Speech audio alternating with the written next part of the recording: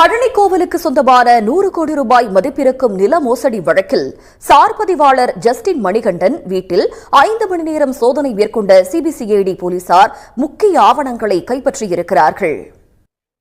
செய்திகளில் தொடர்வது சிறிய இடைவேளை. தொடர்ந்து முக்கிய நிகழ்வுகளை விறுவிறு செய்திகளாக காண்போம். செய்திகளில் தொடர்வது சிறிய இடைவேளை. இந்தியாவின் முதல் தனியார் ராக்கெட்டான விக்ரம்-1 வெற்றிகரமாக விண்ணில் ஏவப்பட்டது. திட்டமிட்டபடி ஆய்வு கருவிகளை சுற்றுவட்ட பாதையில் நிலைநிறுத்திய ஸ்கைரூட் நிறுவனத்திற்கு பிரதமர் மோடி பாராட்டு தெரிவித்திருக்கிறார். இந்த நிதியாண்டில் 7 ராக்கெட்டுகளை விண்ணில் ஏவ திட்டமிடப்பட்டிருப்பதாக இஸ்ரோ தலைவர் நாராயணன் தெரிவித்திருக்கிறார். அத்துடன் இன்னும் 2 மாதங்களில் அடுத்த ராக்கெட் ஏவப்படும் என்றும் தெரிவித்தார்.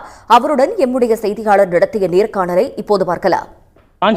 விழுப்புரம் மாவட்டம் செஞ்சியில் பழங்குடியின மக்களுக்கு கட்டித்தரப்பட்ட பசுமை வீடுகள் தரமற்ற முறையில் இருப்பதோடு இதுவரை எந்தவித அடிப்படை வசதிகளும் செய்து தரப்படவில்லை என்று குற்றச்சாட்டு எழுந்துள்ளது. செய்திகளில் தொடர்வது சிறிய இடைவேளை. 72வது தேசிய திரைப்பட விருதுகளில் தமிழ் திரைப்படங்கள் 9 தேசிய விருதுகளை அள்ளியிருக்கின்றன. அமரன் திரைப்படத்திற்கு 3 விருதுகள் கிடைத்த நிலையில் கேப்டன் மில்லர், மகாராஜா ஆகிய திரைப்படங்கள் தலா 2 விருதுகளை வென்றிருக்கின்றன. இனி தமிழ்நாட்டின் முக்கிய நிகழ்வுகளை எக்ஸ்பிரஸ் செய்திகளாக பார்க்கலாம். மேட்டூர் அணை திறக்கப்படாததால் தமிழ்நாட்டின் நெற்களஞ்சியமான டெல்டா மாவட்டங்கள் வறட்சியில் வாடி வருகின்றன.